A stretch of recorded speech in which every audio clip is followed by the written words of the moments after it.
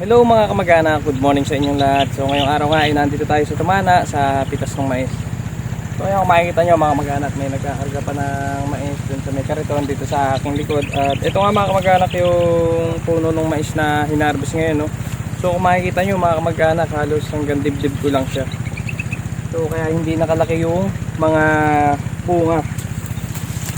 Kasi kung titingnan nyo mga kamag-anak, ayan, ganito lang yung puno ng mais niya. Halos puro ganito karamihan. Napakapapayat.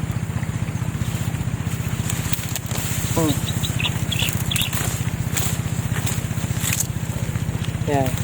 So sa pagmamais kasi mga kamag-anak, kailangan talaga natin is mapalaki yung puno ng mais or yung bagaso para maging maganda yung kanyang bunga. So pagka ganito kapayat yung bagaso ng mais, ay malabong lumaki yung bunga nito.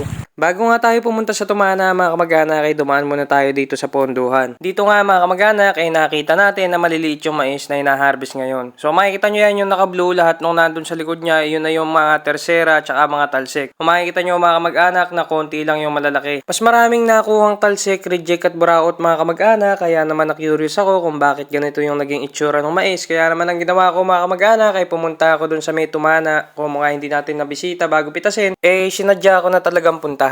Pero napakaraming mais nito mga kamag-anak, yun nga lang maliliit talaga at alanganin yung size kaya hindi masasama sa mga pambenta. Pero hindi naman yan masasayang mga kamag-anak dahil may mga bumibili talaga ng ganyang size. Yun nga lang mga kamag-anak, hindi siya panluwas. So nandito na tayo sa Tumana uli mga kamag-anak. So bakit nga ba hindi lumaki yung mais? So para sa akin mga kamag-anak, unang-unang naging dahilan kung bakit hindi lumaki yung mais ay yung lupa niya. Napansin ko nga mga kamag-anak na yung pinagtaniman ng mais ay mabuhangin tsaka mabato. So mahihirapan talagang gumanda mga kamag-anak yung mais sa ganyang klase ng lupa. Pangalawa mga kamag-anak, sa paglalagay ng pataba. So possible mga kamag-anak, hindi ko naman sinasabi na ganito yung eksaktong nangyari, pero possible na delay yung paglalagay ng pataba mga kamag-anak. Mas maganda kasi sa mais mga kamag-anak yung maaga natin siya pinapatabaan kaysa malate tayo. Ang kailangan kasi natin dyan mga kamag-anak para magbunga ng maganda yung mais, kailangan mapalaki muna natin yung puno o yung bagaso. Kapag kaya mga kamag-anak, hindi nyo napalaki yung puno at napakapait ng bagaso, kahit paliguan nyo yan ng pataba mga kamag-anak, wala nang mangyayari. Pangatlo mga kamag-anak, yung pagpapatubig. So possible mga kamag-anak na di-delay din ng pagpapatubig. Halimbawa, naglagay ng pataba tapos hindi agad natubigan. O kaya mga kamag-anak, dahil nga mabuhangin at medyo mabato itong lupa, pagka pinatubigan ito mga kamag-anak, mabilis lang din matuyo. Kumbaga mga kamag-anak, hindi nagtatagal yung basa niya. So alam nyo ba mga kamag-anak na yung may-ari ng mais na to ay 14 bags daw ng pataba yung nailagay dito. So kung iisipin natin at titingnan natin mga kamag-anak, yung 14 bags na yun mga kamag-anak ay sobra-sobra yun. Napakadaming pataba nun. So kami kasi halos sa 1 kilong mais mga kamag-anak, 2 bags yung nilalaan namin. Yung iba naman nagtatanim dito mga kamag-anak, kada 1 kilo, 1 bag lang ng pataba at puro foliar na lang yung ginagamit nila para mapalaki yung bunga ng mais. Dahil nga sa sobrang dami ng pataba na nilagay dito mga kamag-anak, dapat nga malalaki yung bunga nito. So para sa akin mga kamag-anak, yun yung mga possible na dahilan at isa pa, mahina yung lupa. So maganda rito mga kamag-anak kung sasabugan muna ng taing manok no bago ipaararo. At kung ikaw nga kamag-anak ay nakarating na sa part ng video na to at nagustuhan mo yung ganitong klase ng mga video, ay huwag nyo po kalimutang mag-follow sa ating page para updated po kayo sa mga susunod pa nating i-upload.